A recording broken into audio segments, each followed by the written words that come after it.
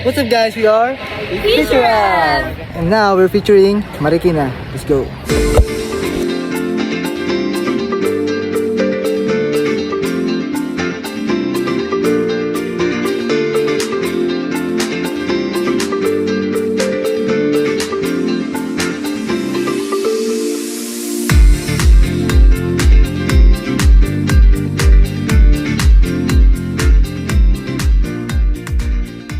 First off, Marikina Sports Center. Tara, explore natin. Hey guys, get Good ready with morning. me. We can get ready with me. It's currently 5:20 in the morning. And we are here, At Sports Center, Marikina. Sobrang aga. Konti pa lang yung tao. Mamaya ipapakita namin sa inyo pag medyo lumiwanag na. Ikot-ikot lang ako saglit. Habang nag-aantay kami sa sunrise. Madilim pa ngayon kasi nga wala pang araw. Ha? Malamang.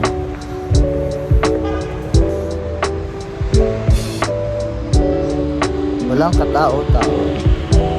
Dito sa Sports Center, maraming events yung ginaganap. Tulad ng concerts. mga concerts, year-end concerts. So, kung makikita nyo to, pati ayun sa kabila, puno ng tao to, pati itong baba, pati yung mismong oval. Dito rin nagaganap yung mga ano, di ba? O mga sports fest, ganun. Of course. Yung nakaraan lang na naganap yung... Palarong pambansa. Yeah. Isa talaga tong sports center sa pinaka-highlight ng Marikina. Kahit yung mga hindi taga Marikina, talagang dinadayo nila to para lang makapag-jogging, makapaglaro ng sports, pag-exercise. Try namin dun sa pinakagitna. Down there. Translation. 3, 2, 1. Yohon! So, andito na kami ngayon. Ganun kabilis ang translation. Translation, that's what you call translation. Sobrang lawak na ito guys.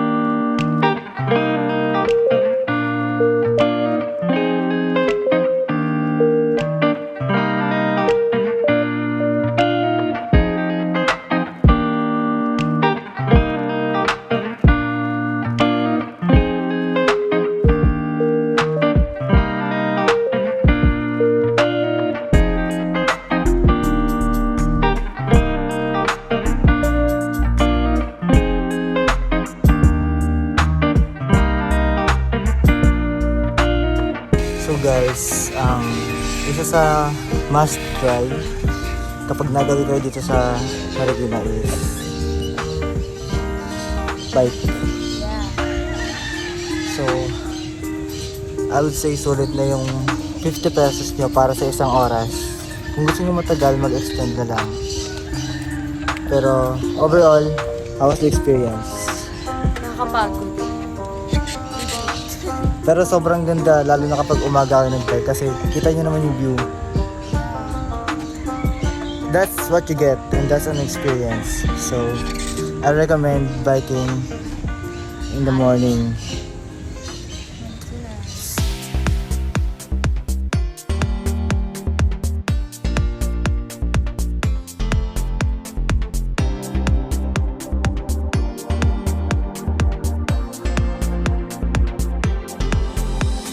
Hi guys, nandito ako ngayon sa Marikina Freedom Park na located sa Bayan-Bayanan Avenue, tapat ng Marikina City Hall. Kilala ito sa sikat na pasyalan dahil sa nakaka-relax na vibe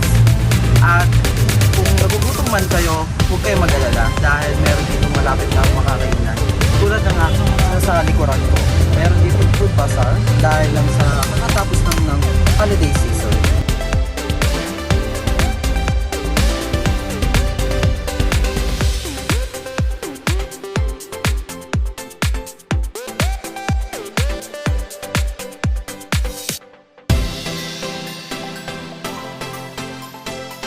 Ano pang hinihintay mo? Tara na!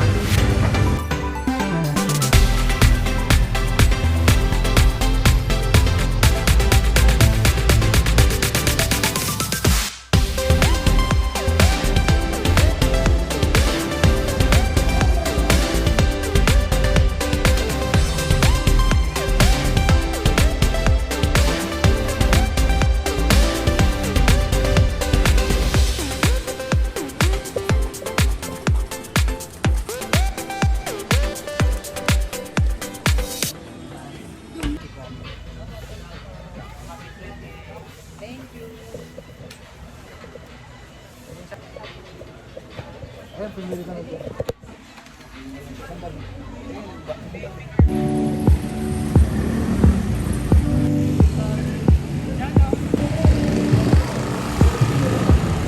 titikman na natin itong nabili natin kakanin.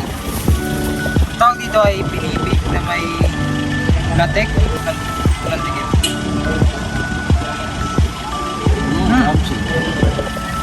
Masarap. What does it taste? Masarap siya. Is it good? Tama-tama yung malagkit sa may latek kasi alright. Hindi rin ganun matamis. Try. Must try.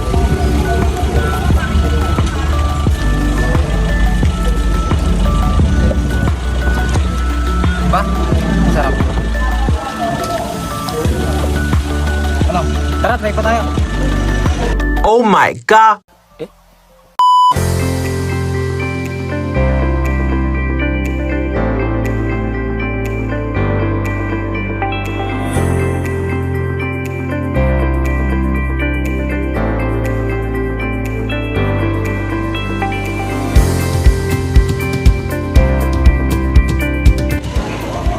Hey guys, welcome to Marikina and we're here at Capital Mall and also known as Camp Mall. Nandito tayo sa house ni Don Lorieno Guerrero and 200 na taon na siyang nakatilik dito and as you can see, may dalawa siyang floor and yung sa baba niya is more on cafe and then yung upstairs niya is restaurant. Pwede rin siyang gawing events place ng mga taga Marikina and located siya sa JP Rizal Street.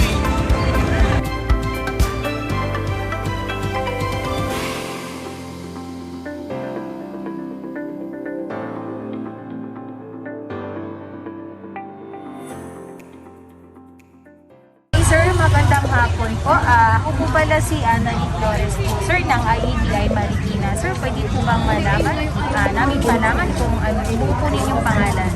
Ricardo Valencia. Po. Sir Ray, bali, itanong ko po, sir, kung ilang taon na po kayo dito sa Marikina, sir? Since birth, 57 years. Wow, sobrang tagal na rin pala. Sir Ray, bilang citizen po ng Marikina, sir, ano po yung paborito ninyong spot or lugar dito po sa Marikina mismo? Marami katulad ng mga pinupunta ng mga tao tulad ng plaza. Sir? Marami dito sa Marikina yan, hindi lang isang lugar. Bilang isang citizen po ng Marikina, sir, o bilang isang Marikenyo, so ano po yung tumatak yung mga pag-ugali ng isang Marikina, sir, or isang Marikenyo? Usually kasi yan, talagang taal ng taga Marikina, hindi naiwasan na magmuri. Sa kagandang asam, matutulungan ng Marikina. Bilang isang citizen po ng Marikina, so paano niyo po may hikayat yung mga tao na mas pipiliin pong mamasyal dito sa Marikina?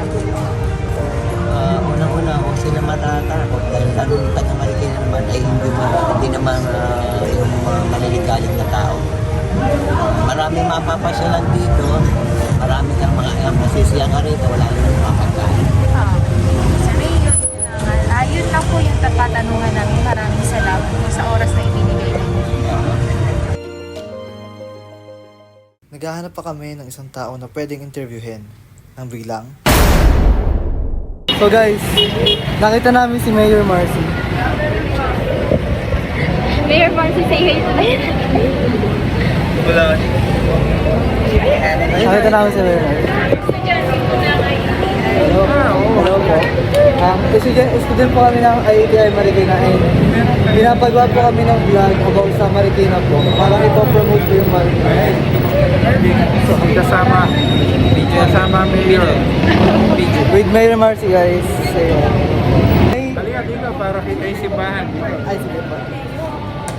So, Mayor Marcy, pwede po ba kayo matanong ng isang tanong? Pwede. Kung kayo po yung tatanungin, ano po yung pinaka-favorite place nyo dito sa Marikina and bakit? Nakapaborito. Apo. Yung pinakamalapit po sa puso nyo na place. Kung saan ako lumaki, dito sa barangay namin, barangay San Roque. Doon ako nag-aral, doon ako pinanganak, nakatira ko hanggang nung bago ko nagkaroon ng sariling pamilya. Pero lahat special sa akin dahil meron akong experience dun sa lugar. Puso Marikina po talaga kayo simulat sa puso. Dito ko lumaki, wala akong ibang tirahan, wala akong panglugar. Pero ang taga-Marikina, hindi naman yung sabihin, lang. Ang taga-Marikina, isang ideal. Yung aspiration natin, sa ating pagkatao, yung ating ugali, yung ating pagkakahalaga, yun ang taga-Marikina. Kaya miski na yung mga dating dito nakatira na yung nasa ibang lugar, ang tawag nila sa kanilang sarili, taga-Marikina. Alam namin sa isip, nananatili, siguro, yung nakasanayan natin mabuting tao, pagpapahalaga sa tao. Sir, thank you so much. Thank you po sa time.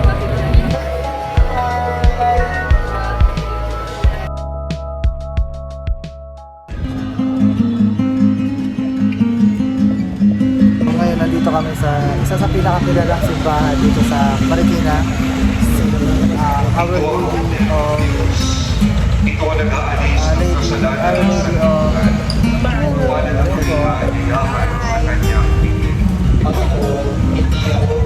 si Mayor na naman nakita namin.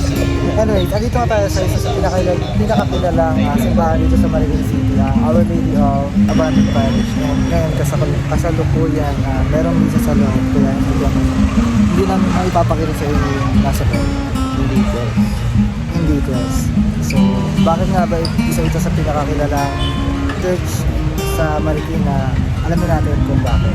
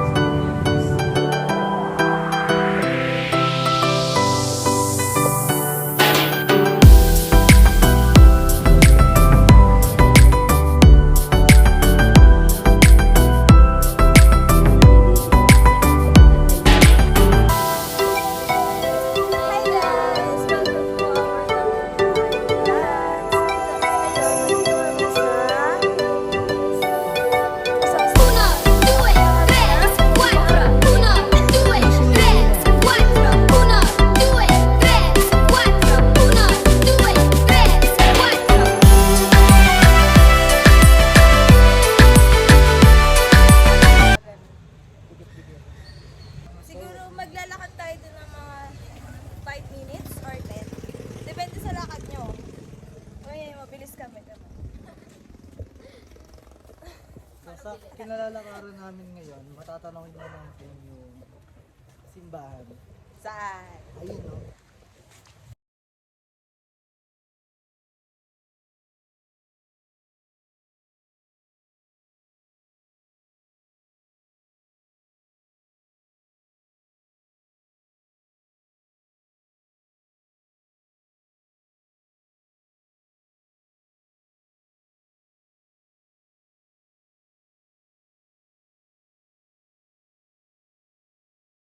Hi guys! Time check, it's already 2:20 na ng hapon and on the way kami sa Capital Mall. So, kanina pumasok ako lang pumasok sa Shoe Museum dito sa Marikina. And yung mga na-observe ko is hindi nila masyadong ino-open yung bawal mag-video sa loob ng museum. Oo, and then may mga piling areas lang na pwedeng picturean. Napansin ko sobrang dami yung sapatos na magaganda. Yung mga history nila, like yung mga sapatos ni Imelda Marcos, oo. So ando sa loob, sapatos ni Imelda Marcos. Tapos na-observe ko na naka-color coding. So sa isang cabinet, andun yung lahat ng kulay green niya, shoes, yung nasa kabila, red, ganito ganyan.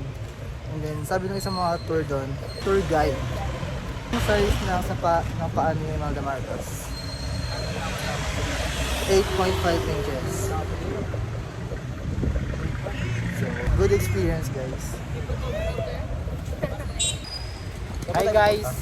Punta kami ngayon sa Marikina. Pangalan lang? Hindi nakikita yung Tren. Sa tren. Basta yun.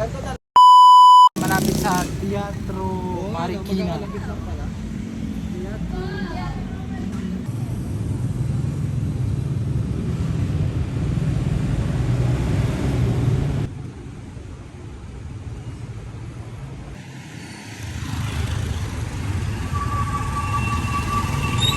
Makita niyo sa likod ko, ito ang Marikina Express. So isa to sa pinaka dinadayo ng mga turista pag pupunta dito sa Marikina. So makikita niyo itong tren na to, if I'm not mistaken, may history siya even before. So makikita niyo kung gaano kaganda yan. And nakakatuwa na hanggang ngayon is na-maintain pa rin nila yung ayos ng itsura, ganun. So talaga naaalagaan nila maski yung mga ganito kaliliit na tourist attraction. So kung ikaw ay bibisita sa Marikina, is a must na makita mo to.